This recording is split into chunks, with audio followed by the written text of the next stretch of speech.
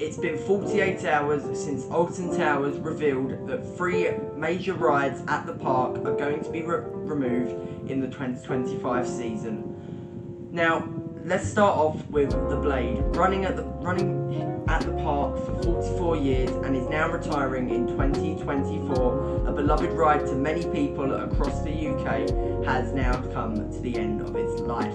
Now, obviously, this swinging pirate ship is a family flat ride in the park and is obviously a permanent ride as well, and was obviously located down at X Sector and then obviously brought up to Forbidden Valley. But obviously Huss Rides are also bringing in another ride, the Top Spin flat ride, what is supposedly Project Ocean, but now there's been a lot of hints and rumours submit to spin.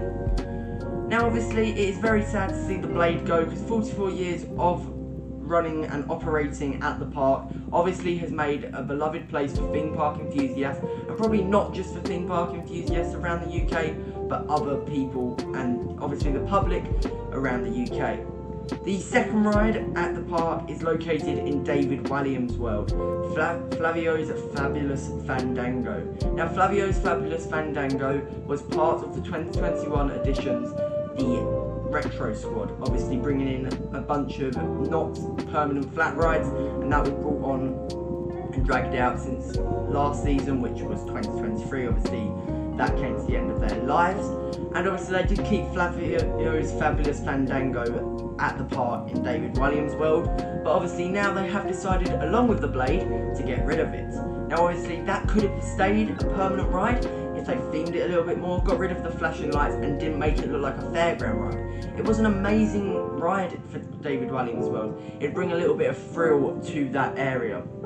And the third ride being removed from the park, and obviously we all knew this, but it's 100% confirmed, the Alton Towers Dungeons. Now the only reason why I'm classing this as a ride is it has got the little boat ride. Now I haven't gone into the Alton Towers Dungeons before, but obviously this was an upcharge attraction, so obviously you shouldn't really be paying for a day in the theme park. Will probably cost you 30 to 60 quid depending on how big your party is, and then paying extra £5 on top of that for the Alton Towers Dungeons.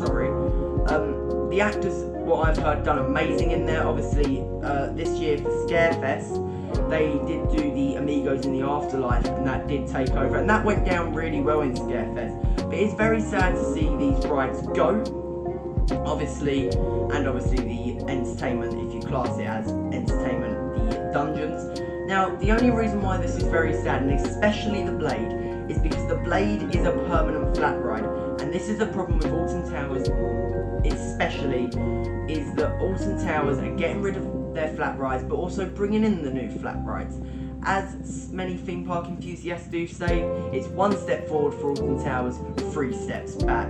So honestly, I don't know what is going to be put in these 3 areas of the park. Maybe David Walliams' world is coming out of its contract now.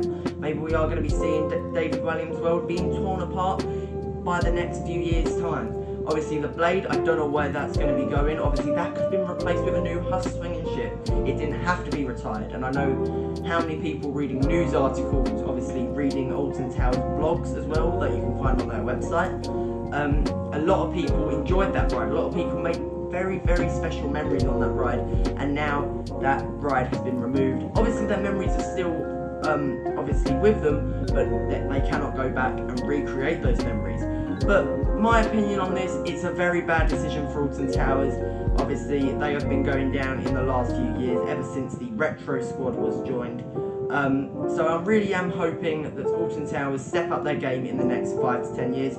Obviously Universal and maybe even Poudafou is going to be coming to the UK, so obviously all major theme parks around the UK like Chesington, Legoland, Thorpe Park and Alton Towers are really going to have to step up their A game. But apart from that, stay aquatic everyone, and I'll see you in the next one.